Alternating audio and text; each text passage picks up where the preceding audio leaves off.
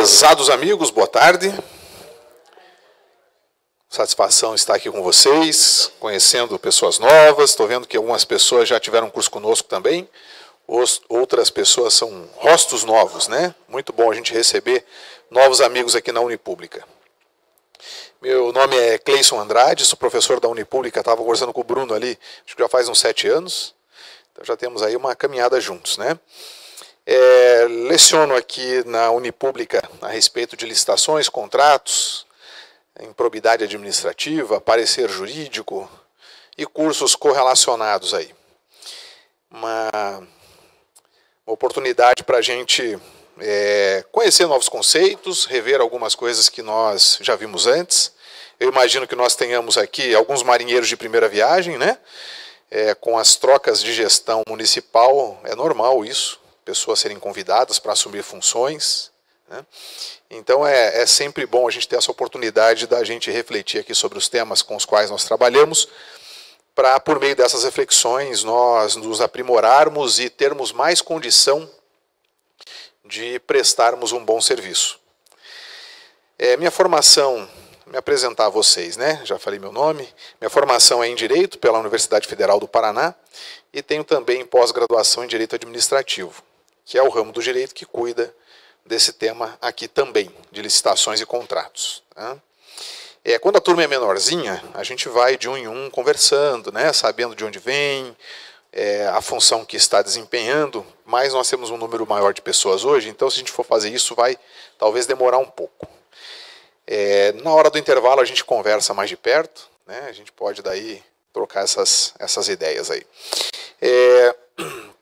Só para eu ter noção, tá? do nivelamento da turma. Quem é que está chegando para trabalhar com licitações e contratos agora, que não tem experiência prévia? Levanta a mão, por favor. Ok. Pode baixar. Temos algum pregoeiro ou presidente de comissão aqui? Muito bem. Integrante de comissão, membro, integrante da equipe de apoio, mais algumas pessoas também. Legal. É bem importante a gente buscar esse conhecimento técnico, né? O tema que nós vamos ver aqui hoje, o julgamento da licitação, é um tema uma matéria bem técnica do direito, né? É uma matéria essencialmente jurídica. Então vocês vão ter uma aula de direito hoje à tarde, né? Tendo essa característica, sendo uma aula jurídica, né? Eu procuro sempre, nas aulas que eu dou, trazer o conhecimento de uma forma tranquila da gente entender, né? O direito ele tem algumas expressões muito próprias, algum vocabulário diferente desse que a gente está acostumado, então eu busco trazer de uma forma tranquila para todos. Se por acaso, durante a exposição, eu trouxer alguma expressão desconhecida de vocês, ou algo que vocês queiram saber melhor, durante as minhas aulas eu gosto de contar com a participação dos colegas, tá? Então pode levantar a mão, fazer pergunta, que eu terei a maior satisfação de responder. E às vezes, assim, uma pergunta que a gente tem, o outro aprende junto, né? Porque é a mesma pergunta que ele tem e ele não tem, às vezes, assim, aquela facilidade de se expressar, fica mais quietinho, né? Então, eu incentivo os amigos aí a fazerem perguntas. Pessoal de casa está conosco também? Nós estamos transmitindo a aula? Legal. Então, sejam bem-vindos também, o pessoal que está em casa. E mandem as perguntas que tiverem por meio aí dos canais que a Unipública disponibiliza, que a gente também responde. Legal, gente. Então, vamos lá. A gente vai fazer um breve apanhado aqui das licitações e depois nós vamos entrar no tema propriamente dito, que é o julgamento da licitação. Mas, como nós vimos aqui, nós temos uma turma bem diversificada e algumas pessoas que estão começando. Então é muito importante que a gente traga alguns conceitos básicos para que todos possam, mais para frente, entender o que nós estamos falando, tá? Então vamos lá. Gente, quem começa a trabalhar com licitação tem que se fazer algumas perguntas. Essa pergunta aqui, o que é licitação, é uma pergunta muito importante da gente fazer, né? Para a gente saber com o que a gente está lidando, né? Nós, na mídia, ouvimos com frequência, e agora com a Lava Jato muito mais, a respeito de licitação, né? E o que a gente geralmente ouve antes de começar a trabalhar com licitação é o seguinte: é algo que é utilizado para fazer compra para o poder público, que compra sempre pelo menor preço e sempre porcaria. E outra, demora para fazer contratação por meio de licitação. Então a gente já chega assim para trabalhar com licitação, tendo uma péssima impressão da licitação, né? Procedimento demorado, que não traz coisas de qualidade, né? E que às vezes serve de válvula, né? De escape do dinheiro público para alimentar os corruptos, não é isso? Então veja, a licitação, se mal utilizada, realmente ela pode se revelar dessa forma como eu trouxe para vocês. Mas não necessariamente. E como é que a licitação não vai se apresentar desta forma, né, com esta característica negativa que nós estamos falando aqui? Ela não vai ser dessa forma se nós soubermos lidar com ela, né? E para a gente aprender a lidar com ela, a gente tem que estudar os temas correlatos, buscar a lei, buscar a doutrina, se informar da jurisprudência, para a gente conseguir extrair da lei de licitações o que de melhor ela tem para oferecer, tá? Então vamos trazer para vocês a noção correta do que é licitação, tá? Quando a gente dá os cursos aqui na Unipública, é comum as pessoas trazerem essa impressão para a gente. Mas, professor, licitação é uma coisa demorada, por que a gente tem que fazer licitação? Não tinha uma outra forma da gente levar adiante as contratações públicas, né, sem estar tão amarrado, sem estar tão preso a essas regras que muitas vezes não se mostram satisfatórias? Eu imagino que vocês que começaram a trabalhar com licitação, quem já começou há mais tempo, quem começou mais recentemente, às vezes se faz esse tipo de pergunta, né? Mas vamos lá, gente. Então, a licitação, ela é um procedimento administrativo. Primeira coisa que a gente tem que entender é isso. Licitação é procedimento administrativo. E o que é procedimento? Procedimento é uma série interligada de atos administrativos, que são praticados, né, tendendo a um determinado fim. O fim da licitação é a obtenção do contrato. Então são atos que nós praticamos, atos esses que vão, no decorrer e a conclusão desse período, né, da prática deles, nos conduzir até um contrato administrativo. E o que é o contrato administrativo, né? E por que falamos em atos administrativos? São aqueles atos praticados pela administração pública, por meio dos seus agentes, né, pela administração pública. O contrato administrativo, ele é um contrato específico, especial, distinto dos contratos do direito privado.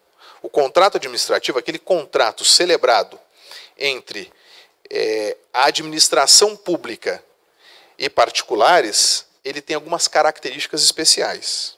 A gente um pouco mais para frente pode ver isso, tá? Mas ele não é o mesmo contrato que o Igor, né, ele pode avançar lá com o Kleber. O Igor quer vender uma bicicleta que tem, o Kleber quer comprar a bicicleta do Igor, né? Eles fazem ali, entre eles, alguns combinados, alguns ajustes, e chegam a um acordo. Nós temos aqui um contrato verbal.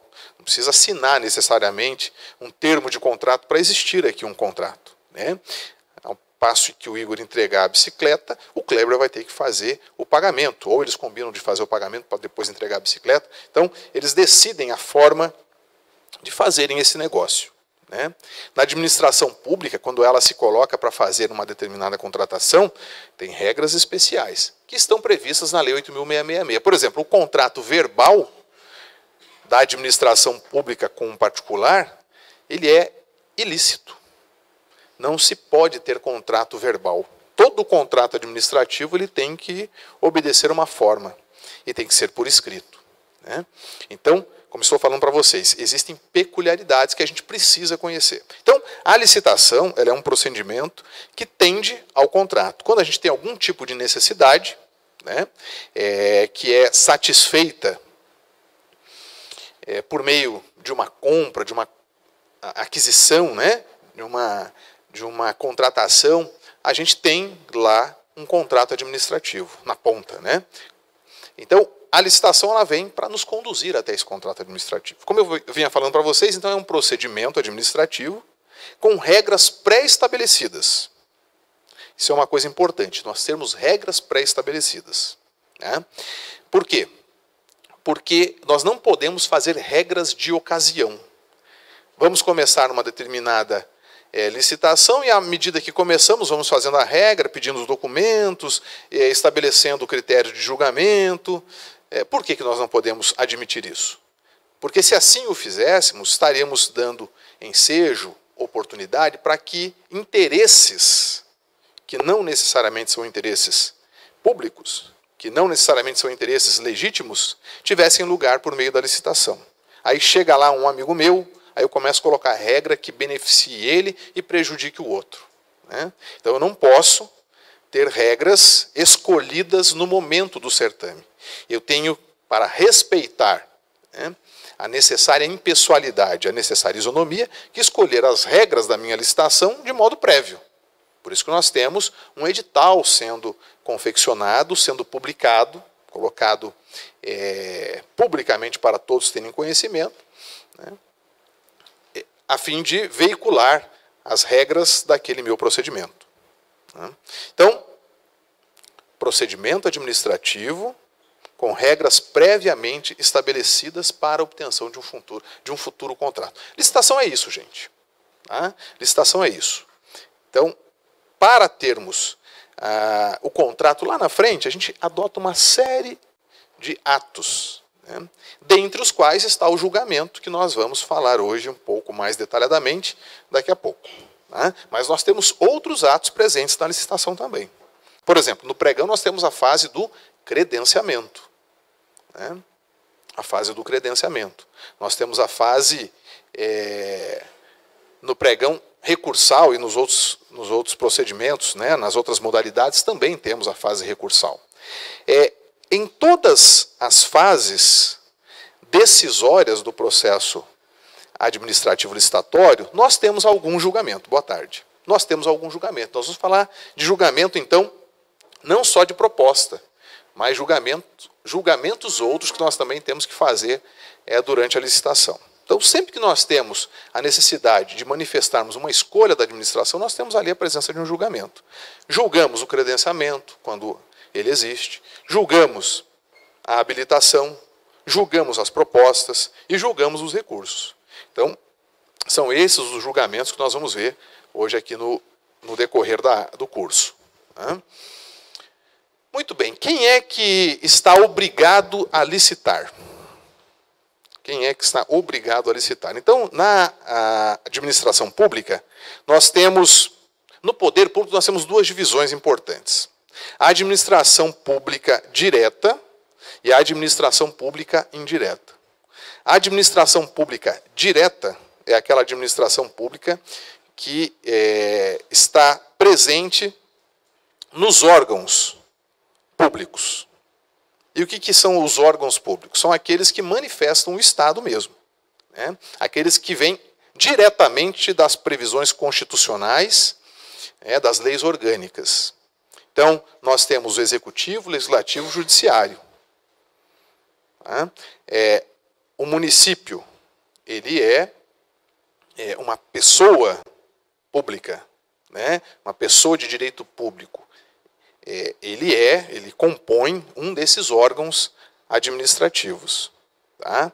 Um desses órgãos públicos. Já, por exemplo, uma autarquia municipal, ela não é da administração direta, porque ela não decorre diretamente da Constituição da Lei Orgânica. Ela é criada por lei. Então, ela é da administração indireta. Uma sociedade de economia mista é da administração indireta. Uma empresa pública é da administração indireta. Agora, todos estes têm que licitar, seja da administração direta ou seja da administração indireta. Tá? Todos têm que licitar porque estão lidando com recursos que são de natureza pública. Então, para facilitar o entendimento, quando nós temos algum recurso que seja recurso de natureza pública, que vem dos cofres públicos, que faz parte do erário, nós, de regra, temos que licitar. Tá? Então, para facilitar, podemos ver desta forma. Sendo dinheiro público, temos que licitar.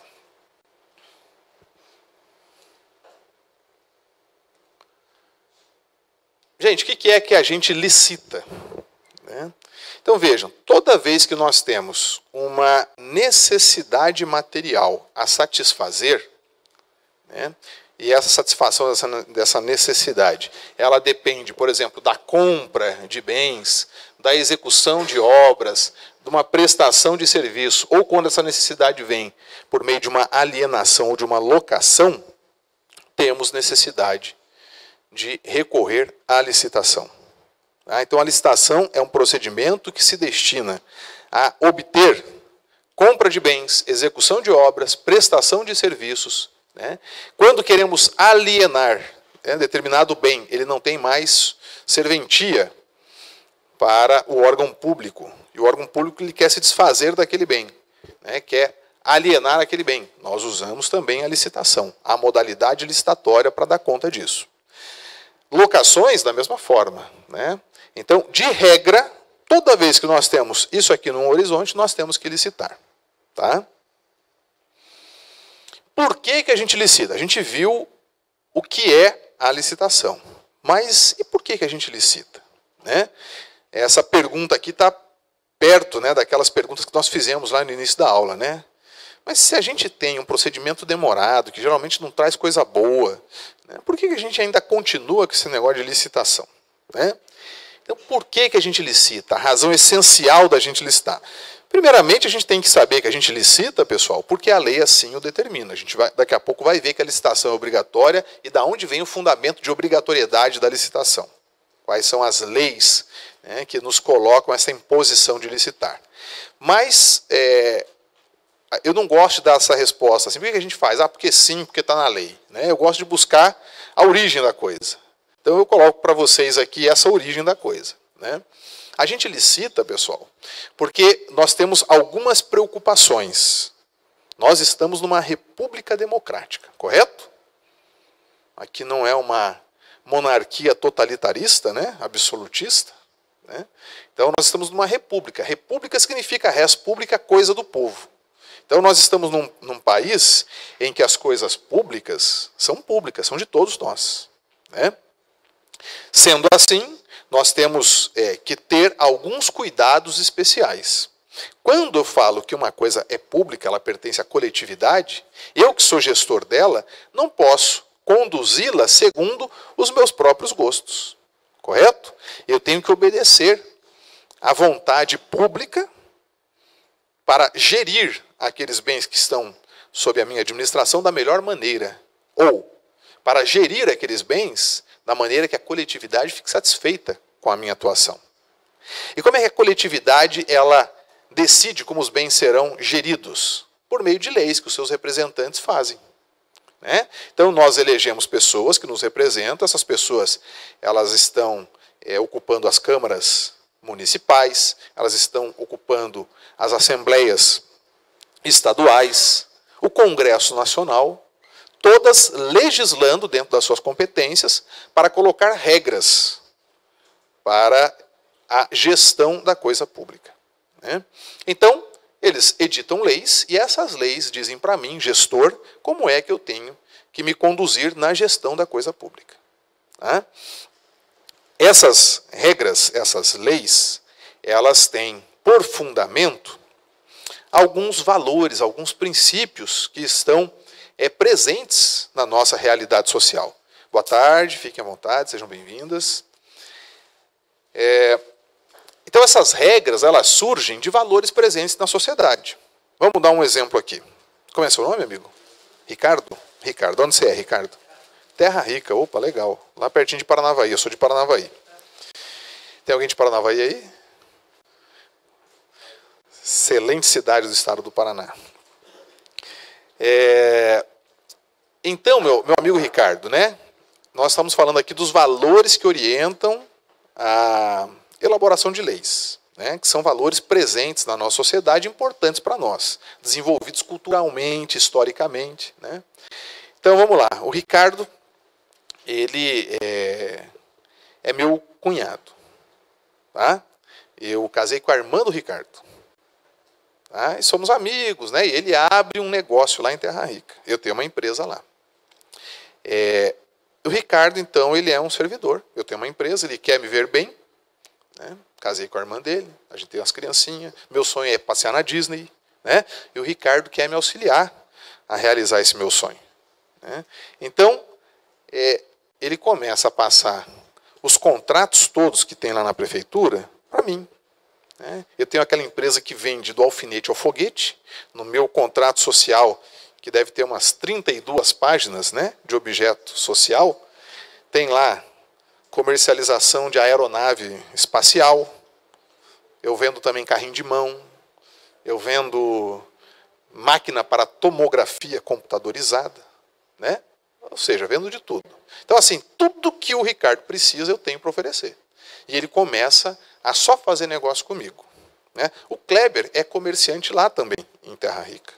E o Kleber, ele vê as publicações lá no Diário Oficial, que só aparece o meu CNPJ lá, nas contratações. O Kleber, que está ligado, né, nas coisas, sabe como é que as coisas devem ser, conhece a legislação, fala, opa, tem alguma coisa errada aqui, né? O Kleber, ele, ao ver aquilo, provavelmente não vai ficar satisfeito. Não é isso, Kleber? Mas espera aí, por que o Ricardo só compra com o Cleison? Né? Leva isso para a associação comercial, e isso gera nas pessoas lá uma revolta. Mas espera aí, agora o município foi monopolizado, só está fazendo negócio do Ricardo com o Cleison? Como é que é isso? Isso é admissível? As pessoas vão ficar bem com isso ao saberem dessa situação? Não vão. Por quê? Qual é o valor que está presente na nossa sociedade que se levanta contrariamente a esse tipo de situação? Meu amigo Carlos, diz para nós, Carlos, o que você acha? Que valor é esse que está presente na sociedade que não admite esse tipo de situação? Pois é, né? A isonomia, a igualdade que deve existir no tratamento dispensado aos particulares, né? Esse é um dos valores presentes na nossa sociedade, né? Então, ferimento do princípio da isonomia, né? Conseguimos ver algum outro valor sendo desprezado aqui nesse tipo de relação? Moralidade. O que se espera do gestor público? Que ele faça a gestão da coisa pública sendo honesto, né? A moralidade, a probidade, ela quer dizer com uma conduta reta, uma conduta pautada pela honestidade, né?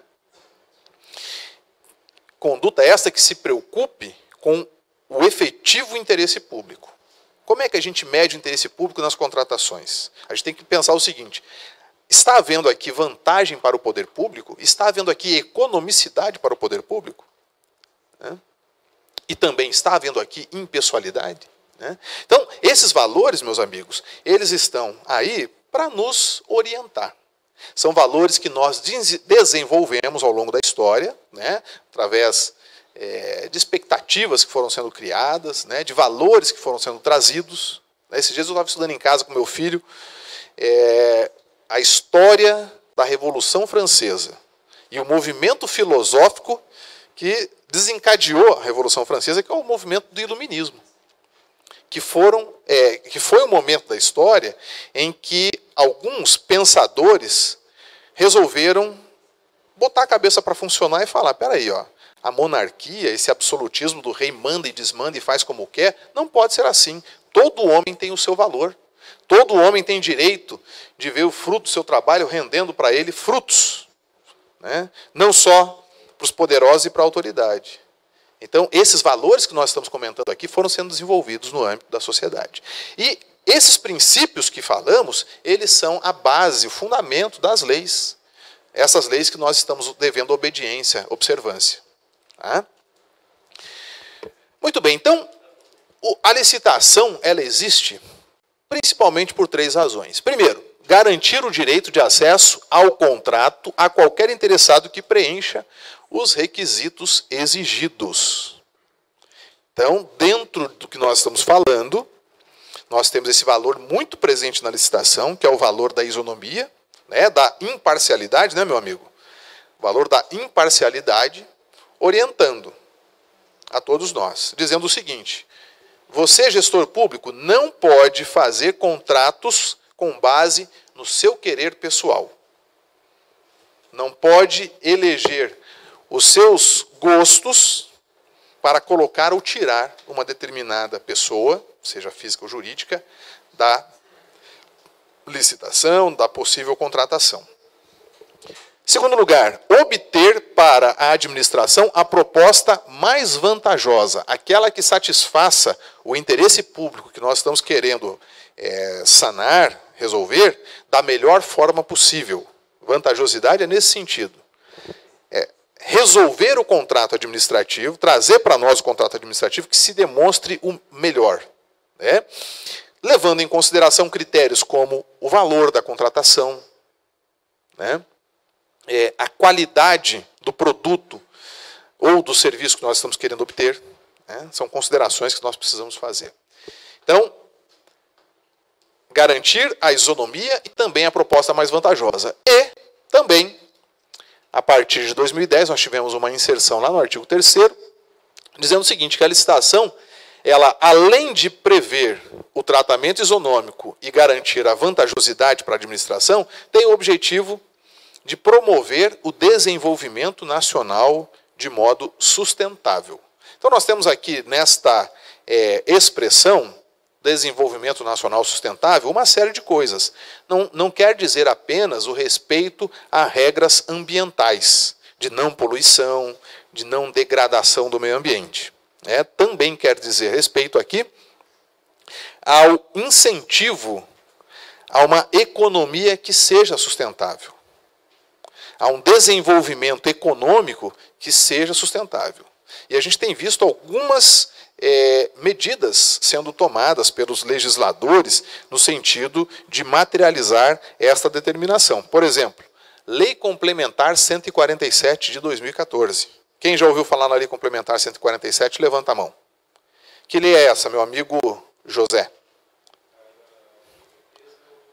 E isso é uma lei que traz algum tipo de favorecimento, algum tipo de benefício às microempresas e empresas de pequeno porte no âmbito das licitações públicas, né? Então, passou-se a entender que, ao fortalecer as microempresas e empresas de pequeno porte, nós estaríamos dando concreção a esse princípio aqui, ó, do desenvolvimento nacional sustentável. Então, nós temos algumas iniciativas, né, legislativas com busca visando a promoção desse desenvolvimento nacional sustentável. Então, meus amigos, eu estava falando para vocês de alguns valores que informam a nossa atuação, que informam, inclusive, a edição de leis, né? Um desses princípios, a gente já comentou, alguns deles, né? Princípio da isonomia, princípio da vantajosidade, mas tem outros, e nós devemos conhecê-los. Porque a lei, ela se materializa por meio de palavras que às vezes não trazem toda a noção que nós precisamos ter para resolver situações, para tirarmos dali a efetiva e real intenção do legislador. A lei, ela tem um probleminha, pessoal. Às vezes ela é muito sucinta e ela não é autoexplicativa. Eu tenho certeza que vocês já pegaram alguma lei para ler e falaram, mas espera aí, o que esse artigo aqui está querendo realmente dizer? Né? Todos nós que trabalhamos com esses procedimentos de administração pública, de gestão da coisa pública, em algum momento nos deparamos com a necessidade de compulsar a lei, para ler, para tirar dali alguma orientação para um caso concreto, né? E é comum nós irmos à lei e lermos os seus artigos e ficarmos, às vezes, boiando. Alguém já passou por essa situação aqui? Levanta a mão, por favor. Só para eu confirmar que não é coisa da minha cabeça, né? Isso acontece, de fato acontece. Tá? Então, vejam só, meus amigos. Nós precisamos, quando estamos lidando com a leitura da lei, né, de instrumentos interpretativos. Inclusive, no curso de Direito, nós fazemos estudos a respeito desse tema, né? Nós chamamos de hermenêutica jurídica, né? O profissional do direito, seja ele um advogado, seja ele um juiz, seja ele um promotor, né, ele precisa fazer interpretação da lei, né? Às vezes o legislador pensou uma coisa, foi escrever e colocou outra no papel, né? E para extrair dali o que é realmente necessário extrair, você tem que fazer assim, uma interpretação, né? Uma análise contextualizada, sistemática, né? Para extrair dali o real sentido daquelas palavras. Tá? Como é que a gente faz isso? Né? É necessário que o pregoeiro faça isso? É necessário que o presidente de comissão, os membros da comissão, façam interpretação legal, normativa? Não? Ué. E com certeza é. E eu vou dar para vocês aqui um exemplo. Vocês sabem que o nosso edital de licitação, ele, para nós, é um instrumento normativo. Não só para nós, para todos os que estão envolvidos num determinado procedimento de licitação, né?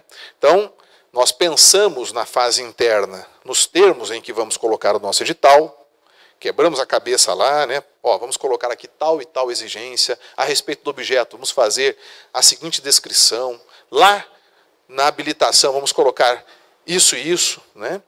Então nós pensamos o nosso edital. Pensamos o edital na fase interna, passamos ele por uma aprovação jurídica, depois disso ele é publicado, depois da sua publicação, né, as pessoas têm ciência, é aquilo que nós estamos falando. É um procedimento com regras previamente estabelecidas. Então, por meio do edital, nós trazemos as regras, né, a público, regras daquela contratação. Uma vez que nós tenhamos colocado essas regras, elas passam a reger todo aquele procedimento de contratação. Elas trazem obrigações para nós, que somos da administração pública, e também para os particulares. Então, nós devemos observância obrigatória a essas regras. Continuando no exemplo, né? Então, você pega lá o edital e está lá o edital. Os participantes deverão trazer a proposta dentro do envelope número 1, identificado, né, no seu anverso lá do envelope, tanto o envelope número 1 quanto o envelope número 2. Envelope número 1 trazendo os documentos de proposta. Envelope número 2 trazendo os documentos de habilitação. Vamos dizer que seja um pregão, né, em que a habilitação ela vem depois da definição dos valores. Ok? Muito bem. Está bem definido. Envelope número 1, proposta. Envelope número 2, habilitação. E está dito lá também, no seu edital. Uma cláusula meio ampla, meio geral, né? Os licitantes que desatenderem as normas prescritas no presente edital terão a sua participação alijada, serão alijados do certame, né? Consoante o julgamento que se fizer. Aí, muito bem, você como pregoeiro, como presidente da comissão, ou como membro, se depara com a seguinte situação. Abriu o envelope número 1. Dentro do envelope não consta documentos relativos à proposta, e sim documentos relativos à habilitação. Tá? Então, você abriu o envelope número 1 e não tem proposta ali dentro. O que tem ali é documento de habilitação. Você lendo o edital, você fala, olha, o edital tem uma cláusula geral que diz o seguinte: se alguém descumprir alguma norma daqui do meu edital, deve ser alijado, afastado do certame. Portanto, a conclusão que você tem de imediato é essa. Portanto, eu devo desclassificar essa empresa porque ela não atendeu ao meu edital, trazendo conteúdos trocados aqui nos envelopes. Né? Está correta essa atitude, pessoal? Eu tenho que fazer alguma interpretação para decidir isso aí? Tenho que fazer uma interpretação. Né? E por que eu tenho que fazer a interpretação?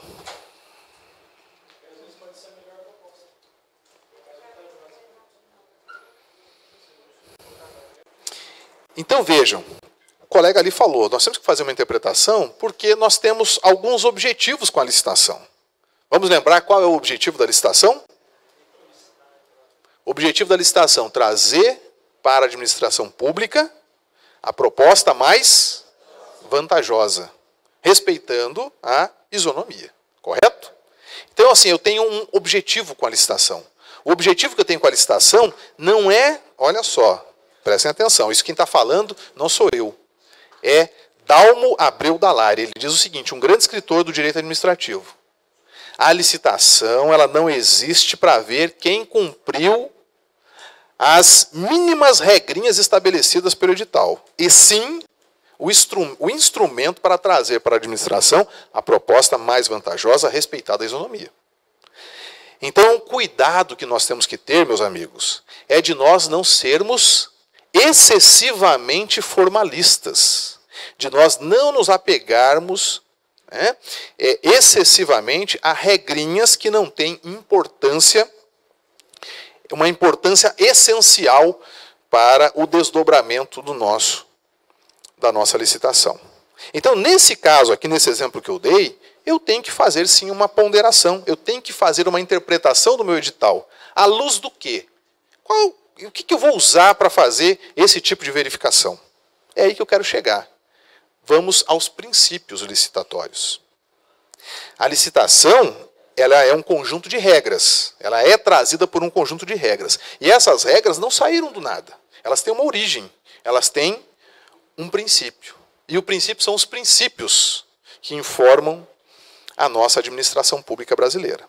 Por isso que é importante a gente conhecer princípios, porque na hora da gente resolver questões práticas, interpretativas, é por eles que nós vamos nos conduzir. Então, primeiro princípio, o princípio da legalidade. O princípio da legalidade significa o seguinte: o servidor público, o agente público, aquele que está encarregado da gestão, ele tem que se ater às regras colocadas pelo ordenamento jurídico. Então ele tem que obedecer à Constituição, à lei ordinária, os regulamentos, os decretos, as instruções normativas, o edital. Porque o agente administrativo, o agente público, o gestor da coisa pública, ele é, primeiramente, alguém que deve cumprir a lei. O agente público, ele tem que pautar a sua atuação no cumprimento da lei. Quando nós estamos adotando algum procedimento, estamos praticando algum ato, esse nosso procedimento, esse nosso ato, tem que ter um respaldo legal. Nós não podemos ser inventores, não podemos ser criativos ao ponto de trazer procedimentos não previstos em lei, de adotar formas não trazidas em lei. Nós estamos um tanto quanto presos ao domínio aqui da legislação. Então, por exemplo, eu tenho quantas modalidades licitatórias à minha disposição? Lucimar, você lembra? Quantas modalidades são? Você falou pregão. 1, 2, não. Convite 3, concurso 4, leilão 5. Tem uma aí que não pode esquecer. Concorrência. Então, são 6 modalidades licitatórias que estão à nossa disposição. Tá? Aí vamos lá, né? Cada modalidade licitatória tem a sua peculiaridade. A gente vai ver aqui rapidamente quais são as peculiaridades das modalidades licitatórias. Cada modalidade licitatória tem a sua peculiaridade. Mas vamos dizer que a Lucimar, ela queira fazer uma determinada contratação.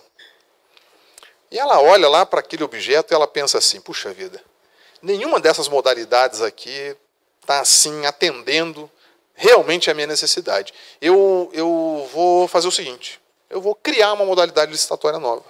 Eu vou misturar aqui o pregão com o concurso para a gente fazer essa contratação. Ela pega umas regras do concurso, pega umas regras do pregão, mistura ali e ela coloca no seu edital.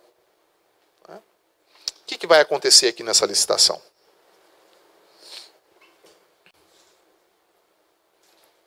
Alguém sabe qual é o resultado disso? Uma nulidade. Uma nulidade. Né? Por quê? Porque nós não estamos autorizados a fugir das modalidades previamente estabelecidas pela lei. Nós estamos aqui, atrelados ao princípio da legalidade. Temos que agir dentro daquilo que a lei nos permite. Então, nós não podemos criar modalidade licitatória porque nós estamos extrapolando o princípio da legalidade. Então, temos que nos ater às modalidades existentes. A gente identifica o nosso objeto, né? Olhamos lá para as modalidades que estão à nossa disposição e escolhemos uma daquelas modalidades para procedimentalizar a nossa contratação. Não temos esta margem de criação. Não temos condições de criarmos modalidade, né? Então, legalidade, meus amigos, é observarmos a lei. Observarmos os atos normativos que estão aí para reger as licitações. Não só a lei em sentido estrito. Os decretos, o próprio edital. O edital do certame licitatório, ele é uma lei interna que obriga os particulares e obriga também a administração pública. Uma vez publicado o edital, nós não podemos nos afastar de cumprir as normas previstas pelo edital. Tá? Então, o primeiro princípio é esse aqui, o da legalidade. Segundo princípio, já falamos a respeito dele. Princípio da isonomia. Princípio da isonomia. É aquele princípio por meio do qual nós temos que dar um tratamento igualitário a todos os interessados que querem contratar com a administração. Não posso ter os meus preferidos. Não adianta eu ser cunhado do Ricardo. Não posso ficar escolhendo o Ricardo para ser aquele querido da administração e só contratar com ele, né? Eu tenho que dar oportunidade igual a todos. Nos meus julgamentos, eu tenho que me pautar com moralidade, né? Pela conduta ética, proba, né? Aquela que respeite a todos da mesma forma, né? Então, muito importante o princípio da isonomia. Princípio da publicidade. Licitação, meus amigos, é um processo público. Processo público. Eu tenho que publicar o edital, tenho que publicar o aviso, eu tenho que publicar as minhas decisões, né? Quando eu falo publicar, não necessariamente tem que fazer publicação em imprensa, né? Mas eu tenho que dar ciência de forma pública a quem está participando da minha licitação desses atos que eu estou praticando. A porta da sala de licitações, durante o processo licitatório, tem que ficar aberta, por exemplo.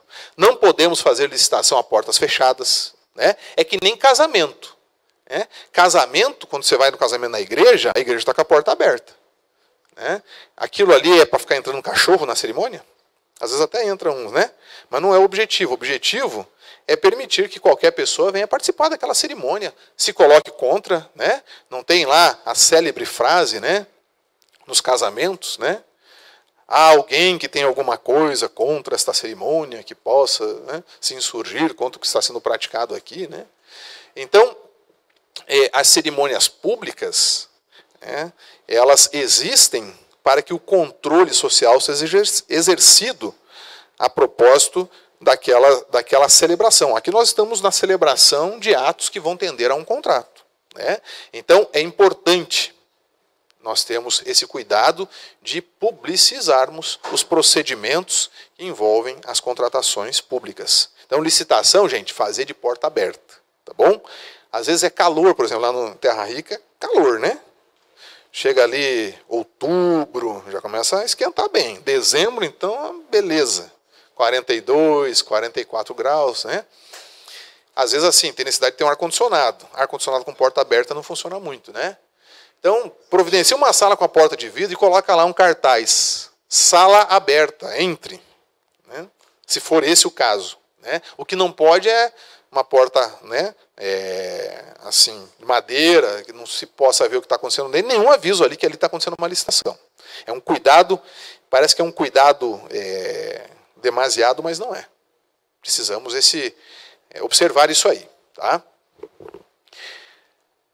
Princípio da vinculação ao instrumento convocatório. Isso aqui está muito próximo do princípio da legalidade. É um desdobramento do princípio da legalidade. O que é instrumento convocatório? O edital. Instrumento convocatório. Convocatório é uma coisa que convoca, que chama, né, que conclama as pessoas a virem até a administração. Então, o instrumento convocatório é o edital de licitação. Pode ser também a carta convite, né, lá na modalidade convite. Então, esse instrumento convocatório, uma vez que ele é publicado, trazendo as regras do certame, estamos todos vinculados a ele. Por isso que falamos aqui, vinculação ao instrumento convocatório. quer dizer o seguinte, uma vez que está publicado, eu não posso, lá para frente, durante o julgamento, começar a invocar regra que não estava prevista no meu edital. E nem posso também dispensar o cumprimento das regras que estavam previstas no edital. Se o edital dizia que tinha que trazer uma cadeira da cor cor-de-rosa, eu não posso, lá no momento do julgamento, falar, não, não é mais cor-de-rosa, agora é preta porque cor-de-rosa não faz sentido na administração pública, né? Então, se o edital trouxe daquela forma, é daquela forma que nós devemos prosseguir. A gente vai ver para frente que nós temos que flexibilizar, às vezes, o cumprimento de algumas regras. Há regras do nosso edital que admitem uma certa flexibilização. Outras não admitem flexibilização. Por exemplo, no meu entendimento, cumprimento de horário não admite flexibilização. Se o edital traz que a licitação vai ser aberta às 14 horas, você tem que abri-la às 14 horas. Se o edital diz que as propostas têm que ser apresentadas no protocolo, no setor de protocolo do município, até às 18 horas do dia anterior ao da licitação, se ele chegar lá às 18h01, já não pode mais entregar. Então, tem algumas regras que são inflexíveis. Por exemplo, descrição do meu objeto. Se eu estou comprando uma determinada folha de papel de uma medida, e a medida tem que ser a medida X, eu não posso admitir variação de 1 milímetro, porque eu coloquei que a medida tinha que ser aquela. Então, descrição do objeto, se a gente colocar medidas exatas, porque a gente pode colocar assim, né? Medidas mínimas, aí é uma coisa. Acima daquilo, qualquer coisa vale. Agora, quando eu coloco medidas exatas, eu não posso admitir variação do material. Então, tem regras inflexíveis que nós temos que observar. Outras regras, nós podemos flexibilizar. Por exemplo, diz que o documento X tem que ser trazido dentro do envelope de habilitação. Você vai analisar a documentação, aquele documento já foi apresentado lá no credenciamento. Você vai exigir 2 vezes o mesmo documento em 2 momentos diferentes da licitação? Não tem necessidade. Se ele já trouxe em algum momento e aquilo já está juntado nos autos licitatórios, e se o edital pede ele mais na frente, você só informa na ata, dizendo, olha, o documento exigido no capítulo tal já foi apresentado por ocasião da apreciação do credenciamento, por exemplo. Então, nós podemos flexibilizar esse tipo de regra. O importante é que nós tenhamos certeza de que aquilo foi cumprido no bojo do certame. Muito bem, princípio da celeridade. Então, meus amigos, a licitação ela foi feita para começar e acabar no menor período de tempo possível. Licitação não é aquela coisa assim, né? Novela mexicana, né? 3 anos passando, né? Na televisão, Maria do Bairro, né? Vai fazendo sucesso, vai fazendo mais capítulo, né? E não acaba nunca. Então, a licitação ela é feita para ela ser concluída no menor tempo possível. Porque, veja, a gente só faz licitação quando nós já temos uma necessidade pública motivando a existência da licitação. Se é uma necessidade pública, deve ser atendida o quanto antes. Outra, nós temos validade das propostas. As propostas elas não valem indefinidamente.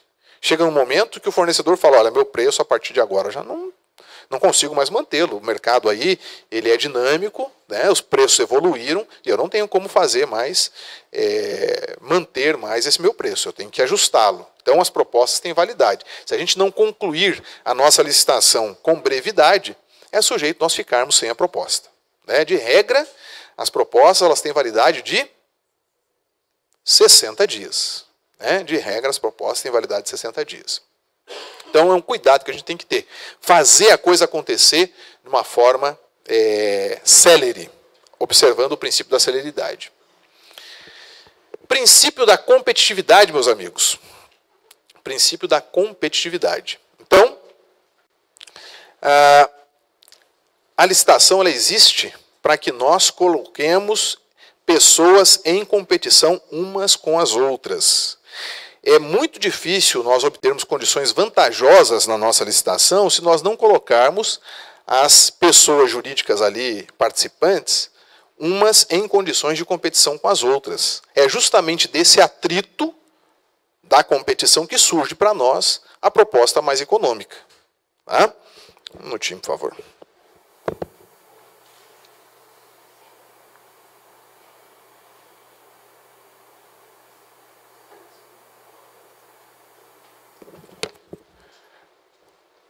Quando nós não temos, por exemplo, competição, nós não temos licitação.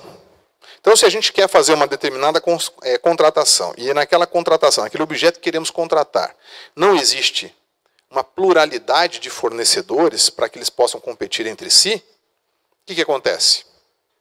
A licitação ela não é imponível, né? Já ouviram falar de objetos exclusivos, de comercialização exclusiva? Já? Silmar, dá um exemplo para a gente de um objeto aí de comercialização exclusiva.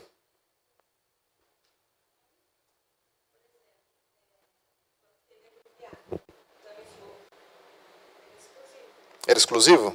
Só tinha uma empresa vendendo. O produto era único, um laboratório só, mas ele detinha a exclusividade na comercialização? Ou existiam diversas distribuidoras vendendo aquele? Então se tinha diversas, aí a gente tem que licitar, né? Em regra temos que licitar. Às vezes nós temos que comprar produto de uma marca, porque não tem outra marca que satisfaça.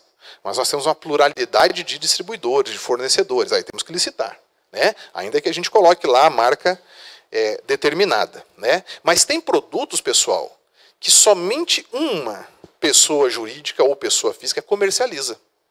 E aí, quando nós nos deparamos com isso, nós não temos para onde correr. Temos que comprar com aquela pessoa. Não temos para quem pedir, a não ser para ele.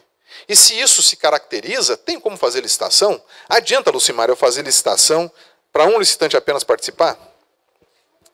Não adianta, né? A licitação, ela pressupõe competição. Se eu não tenho condições de competição, não preciso licitar. E a lei dá para mim a possibilidade de não licitar. São as hipóteses de inexigibilidade de licitação. Artigo 25 da Lei 8.666. Como exemplo, a gente pode citar algumas publicações de algumas editoras. As editoras, elas editam determinadas revistas e comercializam as suas próprias edições, sem colocar isso no mercado. Ou seja, elas comercializam as suas próprias edições, né? Então nós temos aí um exemplo de bem sendo comercializado com exclusividade. O fornecimento de água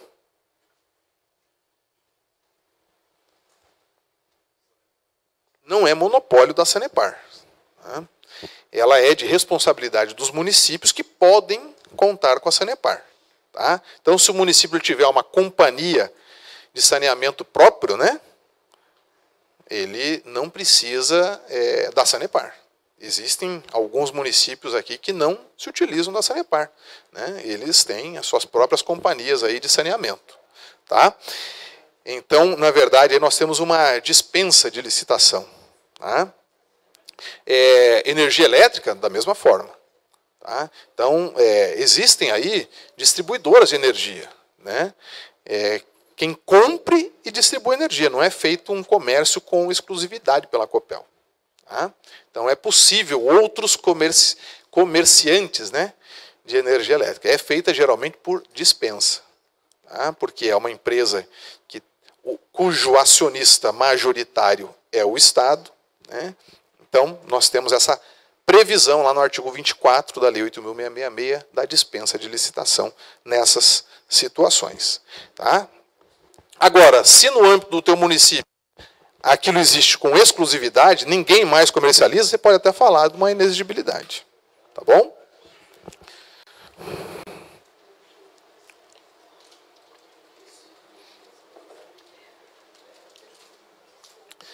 Então, como eu falei para vocês, nós licitamos também porque a Constituição da República, que materializa os valores que nós estamos falando, assim impõe para nós, nos obriga a licitar.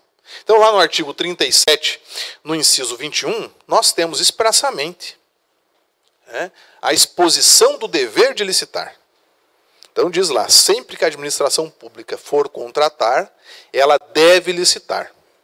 Isso é o que está colocado na Constituição, reproduzido na Lei 8.666, que é a Lei de Licitações e Contratos Administrativos. Tá? Então, meus amigos, a licitação, ela não é uma possibilidade. A licitação, ela não está para nós assim como, olha, se você amanhecer bem-humorado, promova uma licitação, né? A licitação está para nós com um caráter, a gente fala caráter cogente, obrigatório, imperativo. Tem necessidade de contratar, então siga pela licitação. Mas a lei coloca para nós também algumas ressalvas, né? Em caráter excepcional. São exceções à regra. A regra é licite. E há exceções a essa regra. Nós falamos aqui já de algumas exceções. A exclusividade, né? As dispensas, né, de licitação previstas lá no artigo 24. Quando o legislador fala, você pode até licitar, mas se você se deparar com tais situações, você pode dispensar a licitação. São os incisos do artigo 24. O mais famoso, os mais famosos, né, são as dispensas por valor, quando você não chega aos R$8.000, ou 15 mil, em se tratando de obra de engenharia, serviço de engenharia, e as emergências, né? Então, são os exemplos mais conhecidos. Então, nessas situações, a gente não precisa obrigatoriamente licitar. A gente tem esse respaldo legal para não licitarmos. São exceções à regra. Mas a regra, e nós não podemos esquecer disso, é licitar.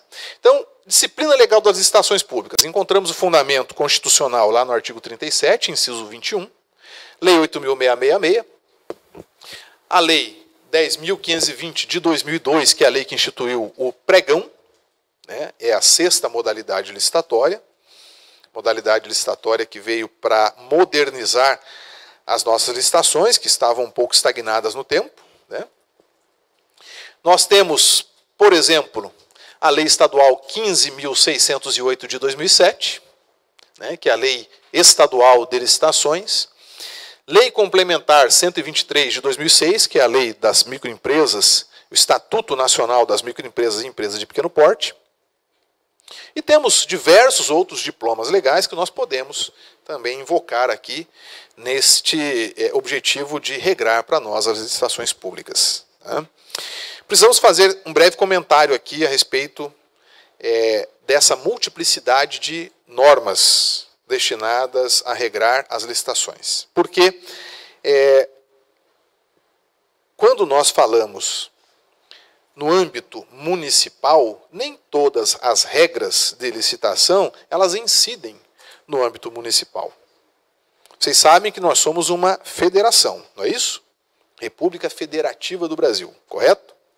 Então nós temos uma coexistência no Brasil de níveis federativos diversos. Isso é uma coisa importante vocês entenderem. Nós temos o nível municipal, o nível estadual e o nível federal, correto? Federal, estadual e municipal. E nós temos leis sendo produzidas nesses 3 níveis federativos. Então nós temos leis municipais, que são feitas lá na Câmara de Vereadores, correto? Nós temos leis estaduais, que são feitas na Assembleia Legislativa do Estado do Paraná e dos respectivos Estados-membros. E nós temos as leis federais, que são feitas aonde? No Congresso, né? Tem leis que são iniciativa do Senado, leis que são iniciativa da Câmara, né? Dos deputados, né? São feitas no âmbito do Congresso, ok? Olha só, a lei feita no âmbito da Assembleia Legislativa dos Estados, quando estamos falando aqui de licitações e contratos administrativos, elas têm caráter de obrigatoriedade para os municípios? Vou repetir a pergunta. A lei elaborada no âmbito da Assembleia Estadual, ela tem caráter obrigatório para os municípios? Não? Ou sim? Vamos fazer uma enquete, primeira do dia, tá? Vocês vão ver que eu gosto de fazer enquetes, saber como é que vocês estão. Então vamos lá, quem acha que lei de licitação e contrato administrativo produzida na Assembleia Legislativa aqui do Paraná não tem obrigatoriedade para municípios? Não tem obrigatoriedade para municípios? Levanta a mão. Pode baixar. Quem acha que tem obrigatoriedade, levanta a mão. Ó, a sala está dividida. Pode baixar também. Então, de regra, não é obrigatória a observância das leis produzidas pela Assembleia Legislativa Estadual para os municípios. Justamente em razão da autonomia federativa. O município, ele detém autonomia federativa. Não é uma autonomia absoluta, né? Mas é uma autonomia política, econômica, financeira, de gestão, né, administrativa. Então, os municípios, eles são autônomos, eles têm essa condição assegurada pela Constituição Federal. Da mesma forma, os estados em relação à União. Né? Da mesma forma, os estados em relação à União. Quem determina, olha só, o que cada um dos entes federativos pode legislar é a Constituição, lá no artigo 22. Tá? E lá ela diz o seguinte, que as normas gerais de licitação, elas são de legislação, de competência legislativa da União. Então, quem pode fazer norma geral de licitação com caráter de obrigatoriedade para todos os entes da federação é o Congresso Nacional. Os membros da federação, estados e municípios, podem legislar a respeito de licitação naquilo que não for norma geral, para atender a peculiaridades daquele determinado ente federativo. Entenderam? Então, veja, no âmbito do meu município, eu posso ter lei de licitação, desde que não trate de norma geral de licitação. O que é norma geral de licitação? É uma pergunta que a gente faz naturalmente, né?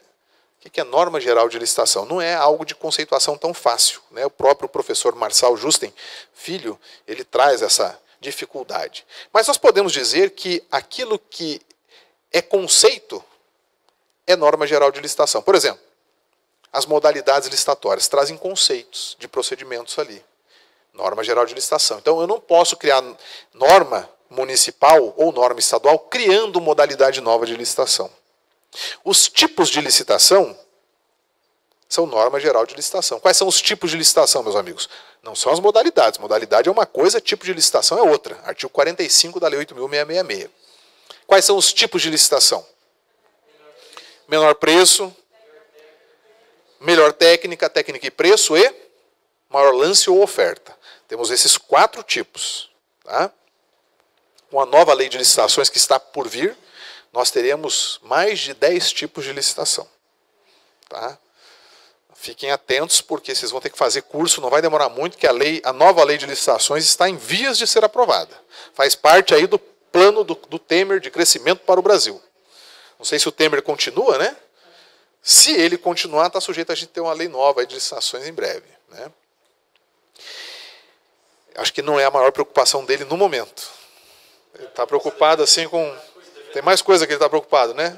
No momento. Então, meus amigos, no âmbito dos municípios e dos estados, né, é possível legislar lei de licitação para complementar as leis que são nacionais. Né? Então, por exemplo, o Estado do Paraná, como eu mencionei agora para vocês, fez a Lei 15.608 de 2007. Essa lei é uma lei interessante. Ela pega alguns procedimentos muito sucintos da Lei 8.666 e ela detalha esses procedimentos. Por exemplo, é o credenciamento. Já ouviram falar em credenciamento? Credenciamento é um instrumento que tem sido utilizado com alguma frequência aí no âmbito dos municípios. Né? Um procedimento especial de contratação. Na Lei 8.666 não tem um detalhamento de como se faz credenciamento. O legislador estadual, né, do Estado do Paraná, viu este vazio, né, esta omissão da lei federal e falou, opa, já que a lei federal não tratou disso aqui, não é norma geral, é norma especial. Eu vou detalhar isso aqui, dizendo como é que isso deve ser procedimentalizado. E lá no artigo 24 da Lei 15.608, traz todo o procedimento do credenciamento de forma detalhada. Agora, aquele procedimento previsto no artigo 24 da Lei 15.608, ele não é imponível, não é imperativo, não é obrigatório para o município, porque há a autonomia federativa. Tá? Cada um respeitando o seu âmbito de atuação. Só há uma situação em que a lei do Estado do Paraná de licitação e contrato vai se colocar com caráter obrigatório para os municípios. Que situação é essa, meus amigos? Em que a lei do Estado do Paraná vai passar a obrigar os municípios. Natália. Natália estava me olhando com um olhar de quem sabe a resposta dessa pergunta. Não? Vamos pensar o seguinte. Você assina um convênio com o Estado do Paraná para repasse de verba que não é repasse vinculado. É um repasse voluntário do Estado para o município. Aí lá no termo do convênio, né, tem uma regrinha lá, que é inclusive tirada da 15608, que diz o seguinte: os municípios, no emprego dos recursos alocados por meio deste convênio, deverão observar a Lei 15608. Então, quando nós temos verbas voluntárias sendo repassadas, tá, pelo Estado do Paraná aos municípios, os municípios devem obrigatoriamente observar a Lei Estadual de Licitações. Entenderam? Então, só nessa hipótese que nós temos que observar, os municípios têm que observar a Lei Estadual de Licitações. Tá? Outro detalhezinho que eu preciso falar com vocês é a respeito dos decretos. Tá? A respeito dos decretos. Gente, comigo aqui, por favor, para a gente não dispersar e não desviar a atenção, né? Olha só.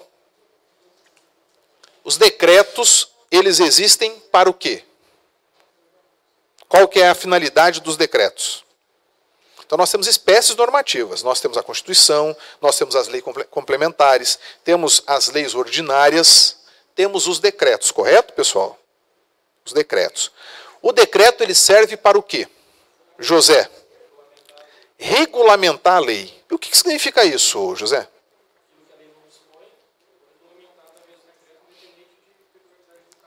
Lembra que eu tinha falado para vocês que a lei ela é feita com palavras econômicas? Por quê? O legislador, quando ele faz a lei para viger para o período indeterminado. Ele não pode descer a muitas minúcias, ser muito detalhado, porque está sujeito àquela lei ser ultrapassada pela dinâmica das coisas. Então, ele, na hora de fazer lei, ele tem uma preocupação, que é fazer a lei com um caráter um tanto quanto abstrato. Às vezes, nesse dever de abstração, ele tem que ser muito sucinto e não traz detalhadamente o que precisa ser feito. Aí é necessário a expedição de um decreto para explicar como é que deve ser o cumprimento da lei. Né? Então, o decreto ele existe para regulamentar a lei. Quem expede o decreto? É o poder legislativo? Quem? O executivo. Né? Porque, olha só, na tripartição dos poderes,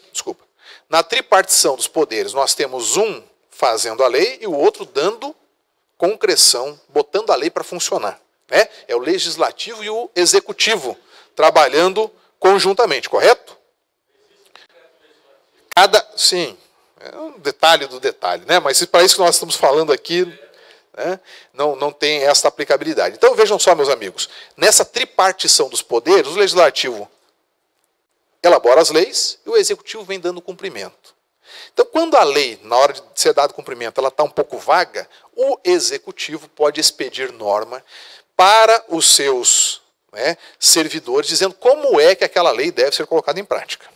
Ok? Nós temos alguns exemplos aqui quando falamos de licitações e contratos. Por exemplo, Decreto 3555 de 2000, que explica como é que nós vamos dar concreção às regras da Lei 10.520, que é a lei do pregão. Quando temos que fazer um pregão, nós vamos lá no decreto para saber como é que o pregão deve ser colocado em prática. Só que é o detalhe. Quando o executivo ele expede um decreto, o chefe do executivo, ele está se dirigindo a quem na expedição do decreto? Digamos assim, um decreto federal. Quem expede o decreto federal? Quem? O chefe do executivo federal. Quem é? Presidente da República. Quando o presidente da República ele expede um decreto de licitação, ele está se dirigindo a quem? Aos servidores de todas as esferas federativas? O presidente da República, ele tem poder de direção hierárquico sobre os servidores municipais? Temer pode chegar lá no município de Tuneiras do Oeste. José, não quero mais que você abra licitação dessa forma como você abriu, né? Promovendo aí a destroca de conteúdos de envelope. Quando acontecer essa situação, eu quero que você adote tal procedimento. O presidente Temer pode fazer isso, José? Por quê? Então fala para a gente lembrar. Não é bem essa a resposta. As esferas federativas. Esferas federativas. Nós somos uma federação. Então, o município, ele tem autonomia de gestão. O município, ele é gerido pelo prefeito e pelos seus auxiliares, pelos servidores do âmbito municipal. O Estado é gerido, administrado pelo governador. E a União, pelo presidente.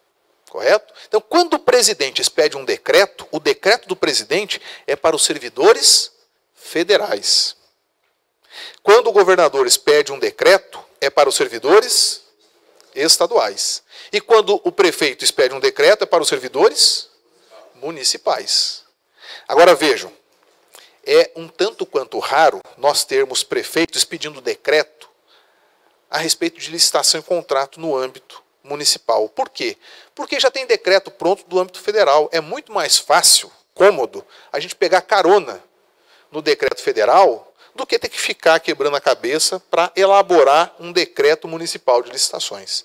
Então, por comodidade, né, nós aderimos aos decretos federais e passamos a dar cumprimento a eles naquilo que cabe dentro das nossas licitações municipais. Às vezes você vai pegar um decreto federal para dar uma olhadinha e ele fala lá, o presente procedimento deve constar do SISG, por exemplo. É um sistema informatizado de serviços gerais lá do Ministério do Planejamento, Orçamento e Gestão. Quando num decreto federal você se depara com isso, você que é do âmbito municipal, não vai dar cumprimento àquela regra, porque, notadamente, aquela regra não se destina ao âmbito municipal, e sim a servidores do âmbito federal. Então, por isso que eu digo, a gente cumpre os decretos federais naquilo que couber. Naquilo que couber. E olha só, é no nosso edital de licitação que nós vamos colocar, né, a nossa vinculação a esses decretos. É lá no edital de licitação que a gente vai falar, essa licitação será regida pela Lei 8.666, pela Lei 10.520 e pelos decretos. E a gente numera os decretos. Então, quando no nosso edital nós colocamos isso, nós estamos trazendo a disciplina daquele decreto para o âmbito da nossa licitação, naquilo que couber. Agora, se o prefeito ele entende por bem que ele deve expedir um decreto para o fiel cumprimento da lei de licitação, ele tem o poder para assim o fazer. Ele pode fazer. E se ele fizer, a nós, servidores municipais, incumbe dar cumprimento ao decreto expedido pelo prefeito. Porque nós estamos diretamente subordinados a ele. Então, é possível que nós tenhamos um decreto sendo expedido no âmbito do município para observância de regras referentes à licitação. Entenderam isso aí, pessoal? Isso é muito importante. Muito importante. Tá?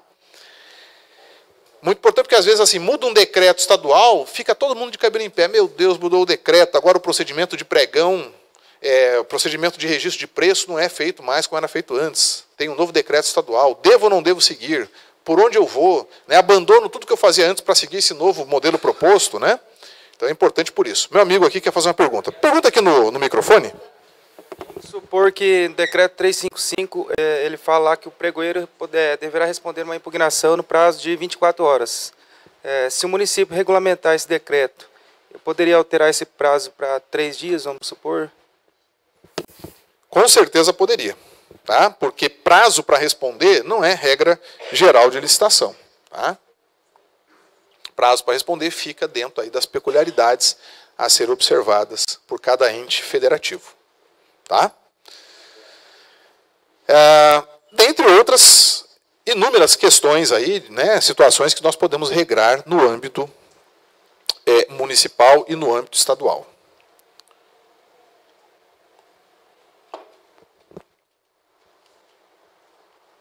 Muito bem. Então aqui eu trago para vocês o artigo 22, que fala que compete à União legislar privativamente sobre normas gerais de licitação.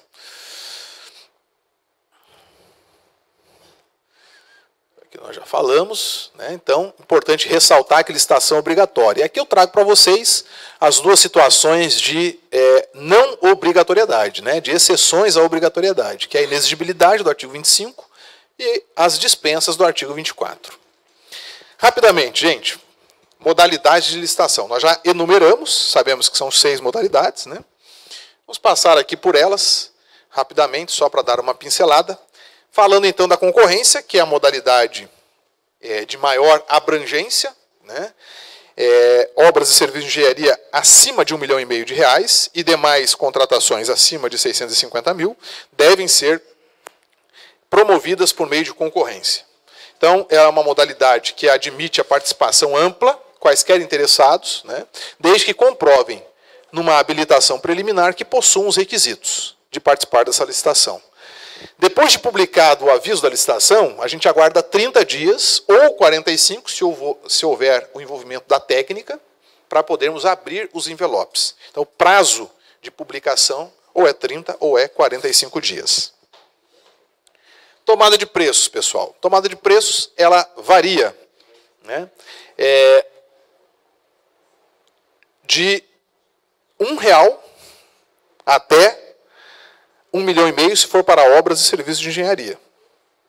Tá? Ou, se não for obras e serviços de engenharia, até 650 mil. Por que eu falei de R$1? Porque o limite para fazer licitação, ele é sempre o máximo. Eu posso, eventualmente, fazer licitações de menor valor por uma modalidade superior. O que eu não posso é o contrário, né? Ter a situação me exigindo uma modalidade X e usar uma modalidade destinada a um quantum menor. Tá? Muito bem, então, tomada de preços ela é um pouco diferente, porque ela não tem uma ampla participação. Ela só é realizada entre os cadastrados, ou aqueles que atenderem às condições de cadastramento até o 3º dia anterior. Essa é a previsão da tomada de preços. Entre a publicação do aviso da licitação e a realização, eu aguardo 15 ou 30 dias, obedecido o mesmo critério. Se eu tiver envolvimento do tipo técnica, eu aguardo 30 dias. Se não tiver, eu abro ela com 15 dias. O convite, né, que todos estão bem acostumados, e já ouviram falar bastante dessa modalidade, né? Então, obras e serviços de engenharia até R$150 mil e demais serviços e contratações, aquisições até R$80 mil. Aqui vão participar apenas os convidados, tá? Escolhidos e convidados pela unidade administrativa, sendo que é necessário um número mínimo de 3 propostas válidas para podermos fazer a efetiva contratação. Esse convite ele é estendido aos que estão cadastrados, né? Então, um setor que é sempre esquecido, colocado meio de lado no âmbito da administração municipal, é o setor de cadastro de fornecedores, que deve funcionar em toda a administração. Então, é importante que cada município tenha o seu setor de cadastro de fornecedores.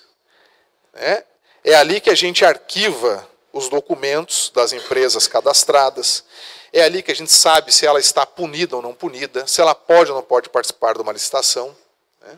A comissão, inclusive, de licitação, uma das incumbências dela é promover o cadastramento e o descadastramento deste setor, né, deste cadastro de empresas. Então, o convite ele é realizado entre interessados do ramo pertinente, escolhidos e convidados em número mínimo de 3. Né?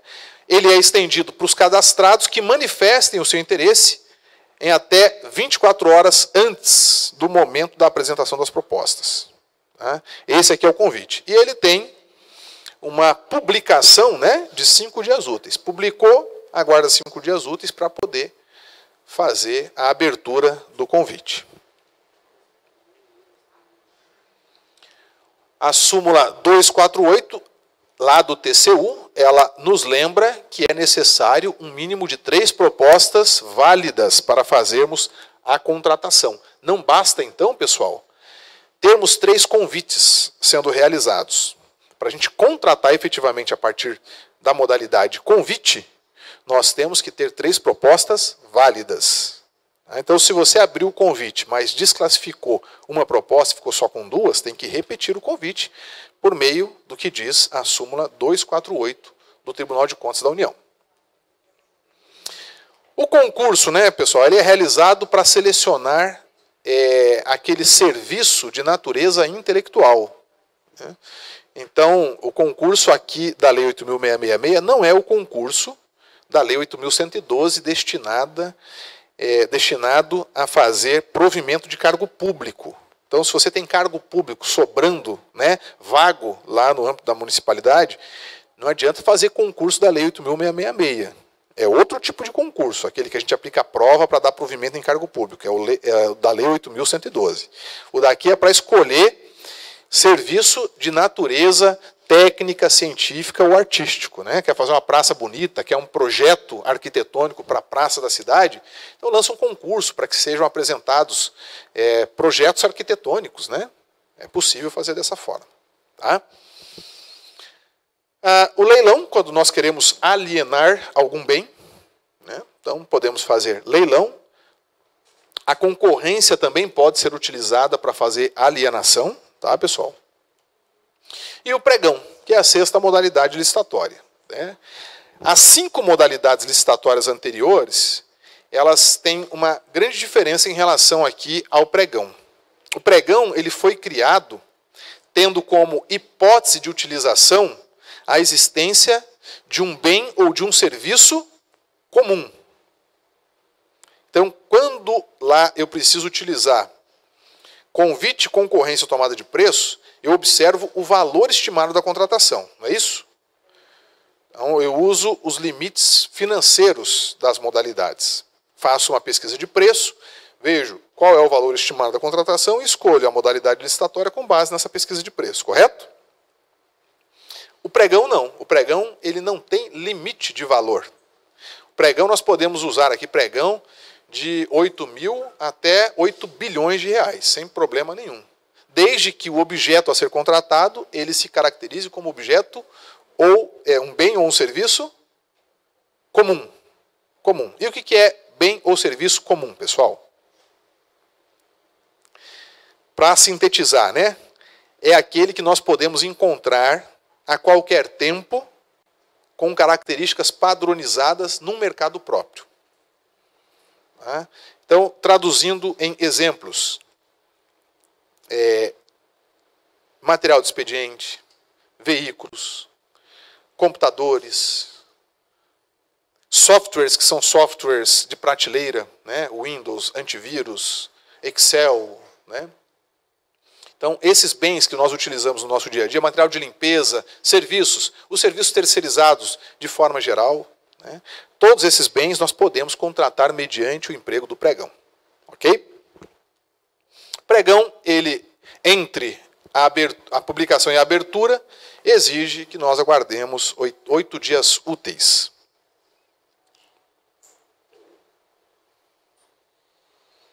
Pregão eletrônico é apenas uma manifestação do mesmo pregão, né, uma manifestação diferente, né, utilizando o recurso da tecnologia da informação e não a realização dele fisicamente, né, com a presença de pessoas fisicamente em um determinado local. Utiliza-se então um portal eletrônico, as pessoas por meio dos seus computadores acessam aquele portal e participam da licitação dessa forma, mediante a utilização dos seus computadores, né, utilizando a internet.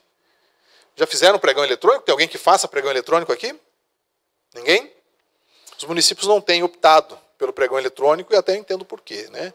A administração federal, que é obrigada a usar o pregão eletrônico, né? tem tido algumas situações de dificuldade de recebimento, né? Porque daí participa a empresa do Brasil todo, a empresa lá do interior do Ceará vai entregar no interior do Paraná, manda produto que precisa ser de alguma forma trocado ou revisto e fica muito difícil você efetivar essas trocas e fazer esse contato com as empresas. Então, até entendo, e não há obrigatoriedade dos municípios utilizarem o pregão eletrônico, né? Essa obrigatoriedade ela vem do decreto 5.450, decreto federal, que impõe à administração pública federal a obrigatoriedade da utilização do pregão quando se tratar de bem ou serviço comum e, de preferência, o uso da sua versão eletrônica. Então, pregão eletrônico, né? Quando a gente fala assim de preferência, o uso eletrônico, o administrador público federal só não vai utilizar o pregão eletrônico quando ele tiver justificativa suficiente para ele dizer, olha, não vou usar o pregão eletrônico por isso, por aquilo. Do contrário, ele tem que usar o pregão eletrônico. Aqui é o jeitão, né, do pregão eletrônico lá do Banco do Brasil, que é um dos portais mais utilizados, junto com o Comprasnet da Administração Pública Federal, né? Aqui, no momento desse print da tela, nós tínhamos 618 mil licitações eletrônicas cadastradas no portal do Banco do Brasil. Inclusive, se você estiver em casa, né, naquela terça-feira, à tarde, feriado, né, você não precisa só assistir o Vale a Pena Ver de Novo. Você tem a opção de acessar aqui o portal do Banco do Brasil, né, e acompanhar licitações ao vivo, acontecendo aí por todo o Brasil. Aqui, nesse exemplo, olha, a Prefeitura do município de Carapicuíba estava colocando aqui em licitação utensílios de cozinha, né? Então, aqui tem os valores dos lances, né? E o sistema ele fica atualizando ali, você pode acompanhar, né? Da sua casa, qualquer licitação sendo feita em tempo real em toda a parte do Brasil. Qualquer parte do Brasil. Os tipos de licitação, nós já falamos, né? Menor preço, melhor técnica, técnica e preço, maior lance ou oferta. E agora vamos falar com um pouco mais de detalhe a respeito das comissões de licitação e também vamos falar com um pouco mais de detalhe o papel do pregoeiro.